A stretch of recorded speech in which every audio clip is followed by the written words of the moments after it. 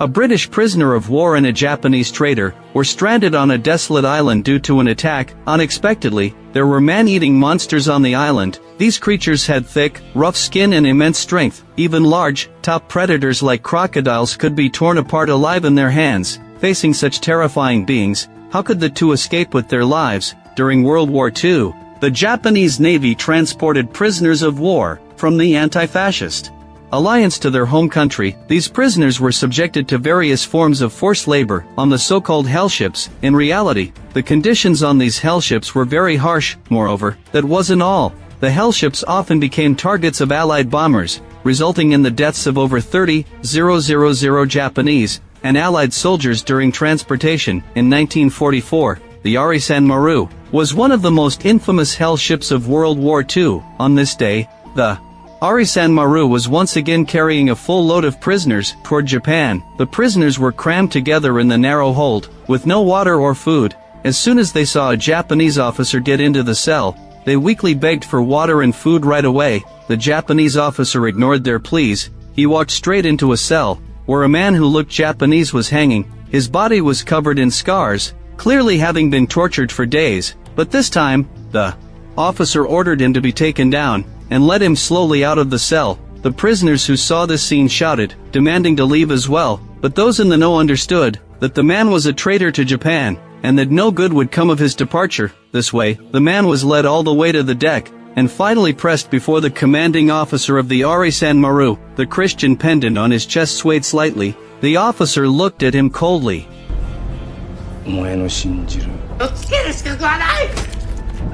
Originally, his superiors had decided to take the man back to Japan and execute him publicly in front of thousands of people, but the officer didn't want him to die too quickly. Then another prisoner was brought up. This was one of the prisoners who had attempted to escape the previous night. Under the officer's orders, several Japanese soldiers moved quickly, using a leg chain to lock the two men tightly together. But before the officer could start torturing the two, the Arisan Maru came under attack. Enemy planes roared in, and bombs fell like raindrops. The ship shook violently. The prisoners in the hold were terrified but had no way to escape. At this point, the Japanese prisoner John and the British prisoner David launched a counterattack amid the chaos. Although they were restricted by the leg chain, their individual combat capabilities were still strong. Several nearby Japanese soldiers were immediately knocked down. The officer drew his pistol and aimed right away. But in the next second, David pulled open the hatch and, before the submarine launched torpedoes to bomb the hull, jumped into the sea with John. They swam toward the coast with all their strength, not knowing how much time had passed. Before fainting, they finally reached an unknown island. The next day, when dawn broke, John struggled to wake up. He found David lying beside him. After shaking him a few times with no response, he didn't know if David was dead or alive. John then looked around and realized he had arrived on a desert island. The chain on their feet was now a major problem. There was no way to survive chained to a corpse, so John hurried to another Japanese soldier's corpse, felt around his waist, and pulled out a pistol, ready to break the chain. But the sound of the bullet being chambered roused David. He mistakenly thought John wanted to kill him, and launched an attack right away. So the two had a muddled fight. Since both thought the other wanted to kill them, they struck hard. As they fought, they ended up back in the seawater. Something was lurking nearby, waiting to prey. The blood flowing from their bodies further stimulated it. In the next second, David was grabbed from John by something. But because they were connected by the leg chain, the mysterious creature didn't succeed right away. Although the creature fled, David's waist was scratched. But this time John had a gun, so David had to compliantly follow him ashore. After lying down, David asked John with lingering fear if he had seen clearly what had scratched him. John fell into an eerie silence. He looked at the seawater where the anomaly had occurred, then at David. Perhaps due to the language barrier, he finally said nothing. John picked up the leg chain as if thinking about something. Not far away lay the bodies of their comrades. After a long time, John, seemingly hopeless about survival, knelt down and tried to commit suicide. David quickly stepped forward to stop him, and took the pistol by the way, pulling out the magazine. He saw there was only one bullet left. David told John that the creature might come back, and the two of them had to prepare in advance. David then handed the bullet to John while he kept the pistol. This way, they could check and balance each other, cooperating to fight. For a chance at survival, David then took John to the wreckage, opened the boxes one by one, and carefully searched for usable supplies. Unluckily, there was no food inside. Then David sought his comrade's body, and sadly took the necklace from around his neck. You bastards!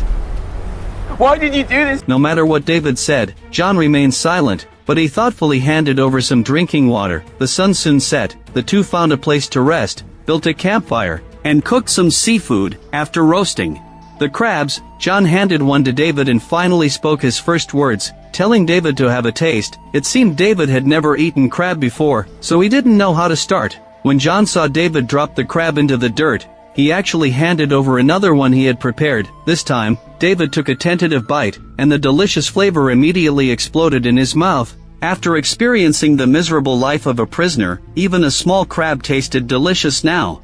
Seeing David eating happily, a smile appeared on John's lips. Then he handed David a can of seafood soup. After drinking it, David exclaimed that this was the best meal he'd had in a long time. John remained silent, but there was more warmth in his eyes. The two got along more and more harmoniously, and introduced themselves by name to each other. Before long, David made a simple tool from the scraps he'd picked up, planned to split the leg chain. John gestured to David, telling him to strike near the ankle, but there was a risk of cutting the foot. David took a deep breath. With a powerful swing, the chain snapped. Next, it was John's turn to help David cut his chain. David was a little uneasy at first, but John moved quickly and cleanly, cut the chain right away. The two finally regained their freedom, but before they could rejoice for long, an unknown low growl suddenly came from behind them. Staring at the swaying grass, the two picked up their weapons and cautiously searched in the direction of the sound. Sure enough, they found some footprints on the ground. If John wasn't mistaken, the footprints belonged to the sea monster that had attacked David during the day. At this point,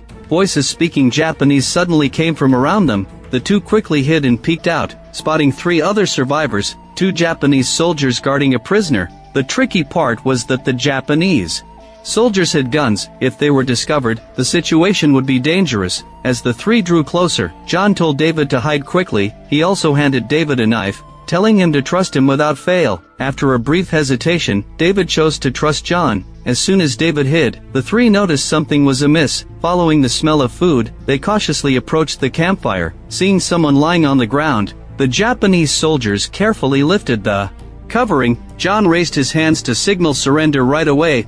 Oi, どこだ? Realizing John was one of their own, the three immediately relaxed their vigilance. They sat around the campfire. David watched this scene, his nerves on edge, fearing John might join forces with the others to betray him. But he didn't expect the sea monster to be quietly approaching. Soon, David spotted the sea monster's figure, but the three were still there. David didn't dare make a single move. The next second, when David turned his head again, the sea monster had vanished. But David didn't dare let his guard down. After all, the unseen was the most terrifying. On the other side, the two Japanese soldiers suddenly thought of something after drinking water. They pressed John right away, asking if he was alone. John kept a straight face and said he was alone, but the two didn't believe him at all.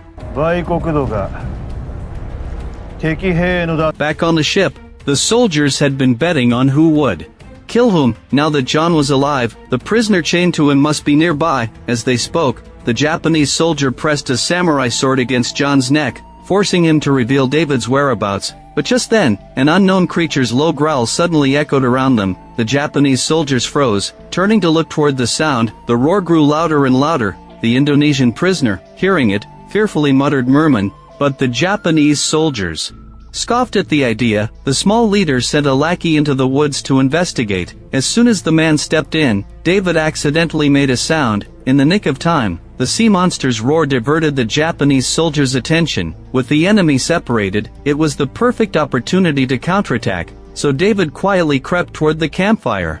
Before long, the sea monster appeared behind the Japanese soldier, slashing off his arm with one claw, then yanking off his head. In the next moment, the scream reached the other's ears. David seized the moment, stabbing the small leader through the neck with a knife. Just as David was about to finish him off, the Japanese soldier's head was thrown over by the sea monster. David and John quickly hid nearby to observe secretly. Soon, the sea monster came into their view. It approached the dying small leader and ripped out his heart with one claw. the captive slumped to the side, so frightened that his legs went weak. Only when the sea monster fixed its gaze on him, did he scramble toward the depths of the woods. But he hadn't run far before the sea monster caught up, then also tore off his head. David and John saw the whole scene, knowing the two of them, empty-handed, stood no chance against the sea monster. They had to leave right away. But the sound of their running caught the sea monster's attention. It quickly chased after them. John used the samurai sword to clear a path ahead. Injured, David struggled to keep up, and hurriedly told John to wait for him, but due to the language barrier, John couldn't understand what David was saying, and didn't slow down at all. In the end, David tripped and fell to the ground, only to be caught up by the terrifying sea monster. Bullets couldn't cause it any harm. In the nick of time, John turned back to save David. The two hurried on, but ahead was a hillside. Both stepped empty and rolled down the slope. The next morning, sunlight filtered through the treetops. When John woke up, David was no longer beside him. It seemed they must have fallen in different places. John gritted his teeth, pulled out the branches stuck in his body, then painfully picked up the samurai sword from the water. After a quick check of the direction, he took the sword, walked upstream along the stream. David was even unluckier. He'd fallen onto a tree trunk. When he woke up, he couldn't steady himself, slipped off the trunk, and finally fell into the water. He struggled with all his strength to swim to the shallow water, then also followed the stream upstream to look for John. When they heard the sea monster's eerie singing, both tensed up and hurried their pace. Unlucky David heard the sea monster's voice right beside him. He had to take a difficult detour to avoid it. After that, both continued their journey, moving cautiously to avoid making noise, but in such dense forest, finding each other was very difficult. Yet even with slim hope, both tried their best to reunite. Let's focus on David first. Exhausted, he staggered to the stream and lay down, but soon, a large crocodile emerged beside him. David quickly played dead, not daring to move an inch, fearing the crocodile would target him. Luckily, the crocodile had no intention of attacking David, so he narrowly escaped with his life. By noon, they still hadn't found each other. David reached an open meadow, but before he could catch his breath, the sea monster appeared in his sight. It was applying moss from a rock to the wound John had inflicted. This creature actually knew how to treat its own injuries. Before David could recover from his shock, he saw the large crocodile quietly appear behind the sea monster. If the crocodile could kill the sea monster, the survival probability of David and John would increase significantly. It's a pity that David was destined to be disappointed.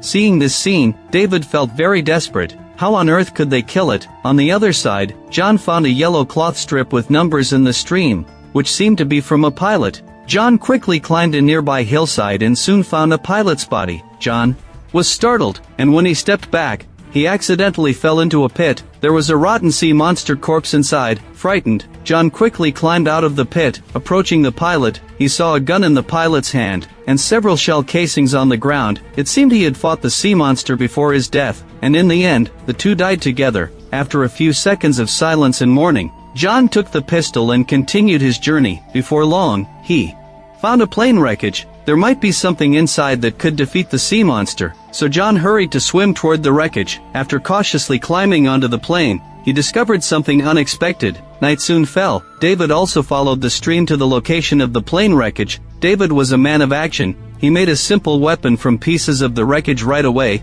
then boarded the plane with the weapon in hand. He found quite a few useful items in the cabin, but just as David reached for the other boxes, his foot suddenly slipped and he nearly fell into the water. But this mishap led David to discover an unlaunched artillery shell on the plane. David's heart leaped with joy. If used properly, it might be able to take down the sea monster in one go. Then David prepared to have a cigarette and rest for a while. The two finally reunited. John gestured solemnly for David to follow him to see something. Seeing that David still didn't understand, John asked for the lighter, showing that David should follow him. Then the two got into a nearby cave. When David saw what was in the cave, he was stunned. It was actually a sea monster embryo. At this point, the little sea monster inside could be clearly seen moving. John inferred from this that it was the child of the big sea monster outside. Originally, John had only brought David here to show him, but David wanted to kill the embryo. John hurriedly stopped David, because once the embryo was killed, the big sea monster would definitely become more raging, and neither of them would be able to escape. but David thought that they and the sea monster were already enemies, and only one side could survive. As David spoke, he looked at the sea monster embryo, and suddenly had a great idea, so he pulled John and walked outside right away. Meanwhile, after searching around, the sea monster found the pilot's body, and discovered the corpse of its mate in the pit. Then the sea monster walked over to the pilot's body again. After looking it up and down, it noticed that the object in the corpse's hand had been taken away. Unaware of this, David was excitedly taking John to see the bomb. John understood David's gesture and quickly helped him lift the airplane wing, remove the bomb, and carry it all the way into the cave. At this point, David noticed that the timer on the bomb was crooked and needed to be straightened, otherwise it couldn't be detonated at all. But David tried several times without success. Suddenly, he remembered there was a fire axe in the cabin. At that time, as long as he hit it once and waited for 4 seconds, the bomb would detonate, but that would mean one of them needed to stay in the cave. After a short silence, John looked up at David firmly. He said that fate had brought him to the island, and he was willing to take on this responsibility. But the next second, the roar of the sea monster suddenly sounded not far away. The two had to withdraw from the cave first. After David fired a flare, he asked John to cover him. He climbed into the cabin to get the rusty fire axe, but soon, the sea monster arrived. Upon hearing the sound, John stared into the sea monster's eyes and assumed an attacking posture. David, hearing the sound of fighting nearby, hurried to speed up his movements. He finally managed to get the axe, then he ran to support John right away. Together, the two forced the sea monster back. At this point, the flare in the sky gradually went out. When the two looked back, the sea monster had vanished. After that, they returned to the cave again. David tried to straighten the timer with the axe, but in the process, the roar of the sea monster was heard again in the cave. John listened carefully and realized the sound was coming from behind. He was just about to warn David, when the sea monster launched an attack. John rushed to save him, stabbing straight down with the samurai sword. The sea monster let out a painful roar, then turned around and kicked John flying with 1 foot. The sea monster then seriously injured David. In the nick of time, John picked up the pistol on the ground, and accurately shot through one of the sea monster's eyes. But even after taking such a hit, the sea monster was still alive and kicking. John turned the gun and shot down the baby sea monster embryo. The underdeveloped baby sea monster fell to the ground and soon died. The adult sea monster stepped forward and roared in pain. John went to David's side right away, wanting to take him out of the cave, but the severely injured David knew he didn't have long to live, so he volunteered to stay in the cave to detonate the bomb. He handed all his belongings to John, and told him to escape the cave quickly. Although John felt reluctant, he finally left in tears under David's constant urging. Then David threw the axe and hit the timer. After counting to 10 in his mind, a deafening explosion echoed in the cave. The sorrowful John was about to turn and leave, when he heard a faint low growl. He immediately realized the sea monster was still alive, and hurried toward the campfire. The sea monster chased closely behind. John reached the camp and looked around. There was no way out ahead. In his despair, John noticed the Japanese soldiers killed by the sea monster, and came up with a plan right away. When the sea monster arrived, it saw John kneeling not far away. It raised its claws to strike, but soon realized the person in front of it was already a corpse. While the sea monster was confused, John jumped out of the sand beside it and attacked. Then a life-and-death struggle broke out between the two. John, relying on his agility, found the right opportunity to deliver a fatal blow. The sea monster roared and collapsed to the ground. John should have killed it, to prevent the sea monster from wantonly killing humans. But looking at the dying eyes of the sea monster, John felt a trace of pity in his heart. After all, humans were the alien intruders. All actions of the sea monster were out of biological instinct. In the end, John spared the sea monster's life. When he turned back, the sea monster had disappeared. Then John walked towards the seaside step by step. Although the signal gun in his hand had long been out of bullets, the black smoke caused by the explosion still attracted the attention of the U.S. Navy destroyer. In this way, John was finally rescued. Later, with the help of a Japanese translator, John told the U.S. Navy officer all his experiences in the past few days. The officer was curious why John was on the prisoner ship. John was silent for a long time before he spoke, because he couldn't watch his comrades die in vain. He resolutely killed the superior who gave the order. After listening, the naval officer asked the Japanese translator to inquire about David. John recalled the scenes of getting along with David right away, and his eyes couldn't help but turn red. He tremblingly picked up a cigarette, solemnly called David a friend, and emphasized David's bravery and sacrifice. After learning that there were no living people on the island, the destroyer slowly sailed away. Only the sea monster was left on the island. The story ends here. This film is about the humanity in war. At first, John was a traitor to the Japanese army. David was a British prisoner on the Hell ship. They should have been enemies, but a bomb blew them to a desert island. Ankle chain also locked the two together. This chain is both a torturous shackle and a bond for survival. A traitor to the Japanese army and a British prisoner couldn't understand each other's language and had opposite positions. But on the island, there was no food or water, and there was a man-eating sea monster. There was no time to care about national hatred. John handed crabs to David, and David helped John cut the ankle chain. In this way, enemies gradually became friends. It can also be seen from this film that war turns people into beasts, but in the face of desperation, people revert to being human. On the Hell ship, Japanese officers treated prisoners of war as playthings and tortured them at will. But on the isolated island, John and David, these small figures crushed by the war machine, managed to live like humans. On the ship, they weren't even worthy of being called by their names properly, but on the island, they were.